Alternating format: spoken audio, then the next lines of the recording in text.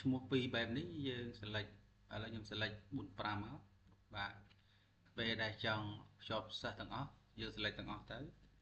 ហើយ copy ទៅដាក់នៅក្នុង sheet ក៏បានឬក៏នៅក្នុង Excel ក៏បានអញ្ចឹងខ្ញុំដាក់នៅក្នុង Excel មួយចុះបាទយើងចង់ឲ្យឈ្មោះពីរហ្នឹងរត់ចូលគ្នាអញ្ចឹងយើងគ្រាន់តែទាញ color នេះមួយមកបាទចុចសញ្ញាស្មើតមកចុចលើនាមតកូលហើយចុចសញ្ញានឹងស៊ីសមកបាទបន្ទាប់មកយើងដាក់សញ្ញាថ្មីសញ្ញាក្បៀសបាទមានកណ្ដុរដាក់ឃ្លាតិចមក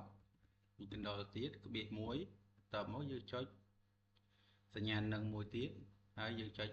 នាមខ្លួនហើយ enter បាទអូខេមួយមកបាទអញ្ចឹងយើងអូសមក